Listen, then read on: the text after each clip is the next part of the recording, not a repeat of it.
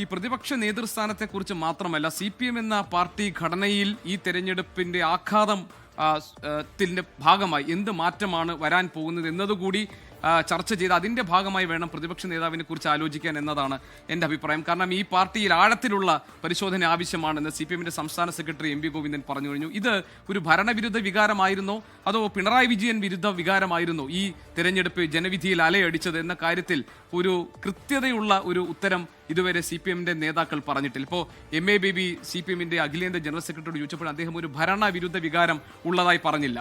പല കാര്യങ്ങളും പരിശോധിക്കണം, നേതൃത്വത്തിന്റെ നിലപാടുകൾ ഉൾപ്പെടെ പരിശോധിക്കണം എന്നാണ് അദ്ദേഹം പറഞ്ഞത്. അതിൽ മാധ്യമപ്രവർത്തകർ ഒരു ചോദ്യം അദ്ദേഹത്തോട് ചോദിച്ചു, സ്ഥാനാർത്ഥി മോഹം ആളുകളിൽ കൂടി വരുന്നത്, സ്ഥാനാർത്ഥികളുടെ ഈ നേതൃതലത്തിലുള്ളവരുടെ ഭാര്യമാരെ സ്ഥാനാർത്ഥിയാക്കുന്നത് ഉൾപ്പെടെയുള്ള കാര്യങ്ങൾ പരിശോധിക്കപ്പെടേണ്ടതല്ലേ എന്ന് ചോദിച്ചപ്പോൾ നേതൃത്വവുമായി ബന്ധപ്പെട്ട് ഉയർന്നു വന്നിരിക്കുന്ന എല്ലാ ആരോപണങ്ങളും പരിശോധിക്കണം എന്നാണ് അദ്ദേഹം പറഞ്ഞത്.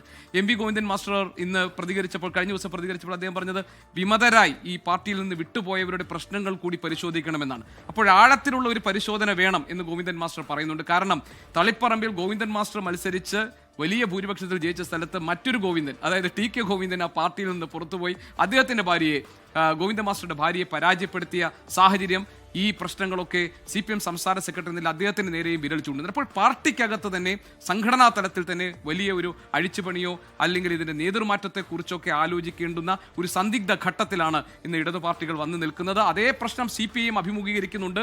ബിനോയ് വിശ്വത്തിനെതിരായിട്ടുള്ള അപസ്വരങ്ങൾ ഇതിനോടകം തന്നെ പാർട്ടിക്കകത്ത് നിന്ന് ഉയർന്നു കഴിഞ്ഞിട്ടുണ്ട്.